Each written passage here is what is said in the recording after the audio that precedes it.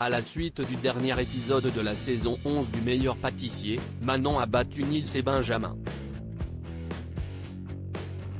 Elle devient donc la nouvelle gagnante de l'émission de M6. Pour Télé Loisirs, elle réagit à sa victoire.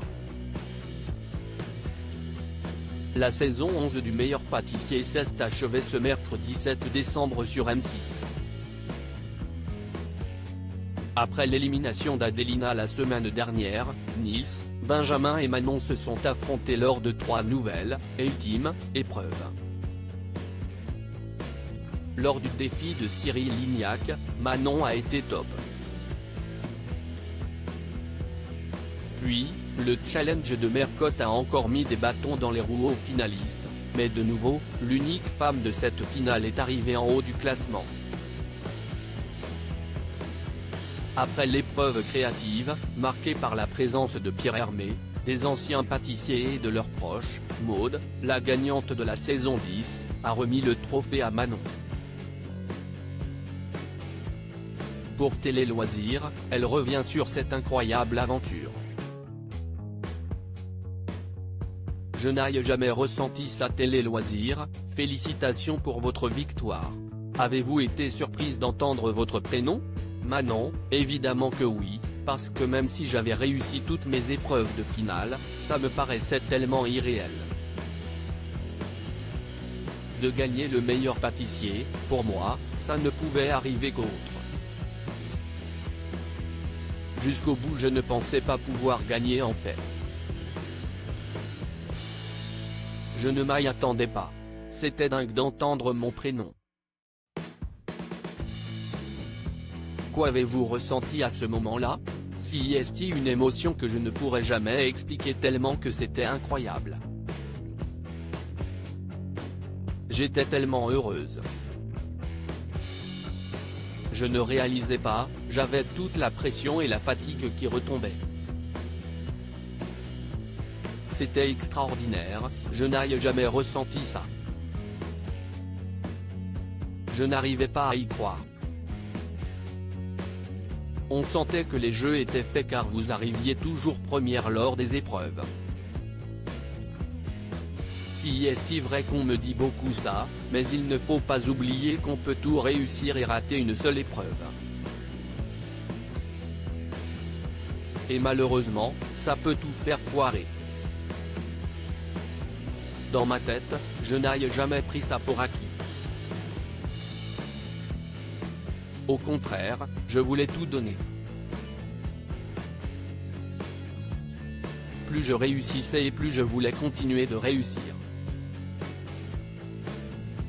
J'avais l'impression d'être dans un rêve. Quel est le chef qui vous a le plus impressionné ?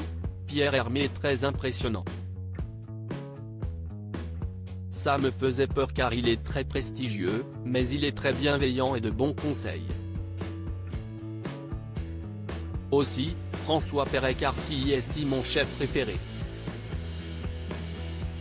Je l'admire énormément, il a un univers incroyable.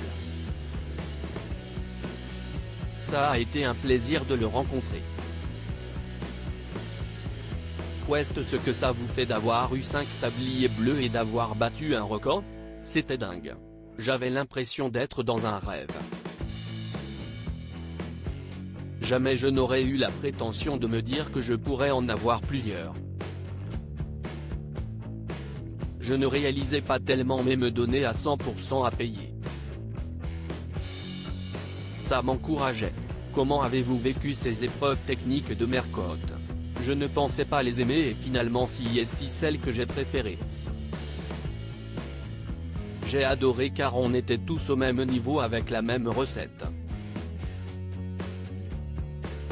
J'ai aimé même si c'était vraiment dur. Avec Nils, on avait une petite compétition bienveillante, c'était chouette. J'ai interrompu mes études en diététique cette année. Quelle est la remarque, positive ou négative, qui vous a le plus marqué ? C'est dur, mais là où je pense que j'étais la plus contente, c'est quand Cyril Lignac a apprécié mes gâteaux avec des alternatives healthy. C'était un petit challenge personnel. Vous faites des études en diététique. Et ce n'est pas facile d'allier diététique et gourmandise. Je les ai interrompus pour cette année car je n'arrivais pas à allier mes projets et mes études, donc je fais une pause et je reprendrai l'année prochaine. Je ne cherchais pas à toujours l'allier, mais si est bien d'alterner de temps en temps avec des produits plus sains pour être en bonne santé. Si est ça aussi que je voulais mettre en avant, si est le côté équilibre. J'ai pleuré pendant 2 heures après cette épreuve. Quel est votre pire souvenir de l'aventure? Sans hésiter, pour la semaine de la 100e, mon gâteau frigo. C'était horrible. J'ai pleuré pendant 2 heures après cette épreuve. Le cake design, ce n'est pas pour moi. Parlez-nous de votre livre qui sort ce vendredi 10 décembre. J'ai essayé de mettre beaucoup de choses différentes. Il y aura des recettes du meilleur pâtissier, mais également des petits déjeuners, des tartes, des entremets, des recettes healthy, et d'autres non. Il y a un petit plus, des parties techniques exclusives qui permettront à ceux qui achètent mon livre d'avoir des vidéos grâce à un QR code. Il y en a pour tous les goûts et tous les niveaux.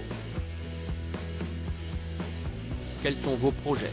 J'ai mis beaucoup partagé, donc je vais me consacrer aux réseaux sociaux et YouTube. J'ai mis en place des ateliers de pâtisserie pour échanger avec les autres. Pourquoi pas des ateliers virtuels?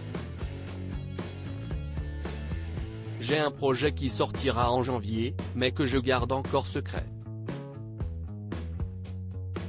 Mon rêve serait d'ouvrir un salon de thé avec des produits plus sains. Un dernier mot pour résumer votre aventure. Cette aventure était exceptionnelle à tous les niveaux. Humainement, j'ai rencontré des personnes géniales. Pâtissièrement, tous les conseils font évoluer et développent la créativité. J'ai appris sur moi, sur comment gérer la pression et la fatigue. Si est une émission qui fait grandir et qui est juste incroyable. À lire aussi, c'est la première fois dans l'histoire du concours, Manon bat un record dans le meilleur pâtissier.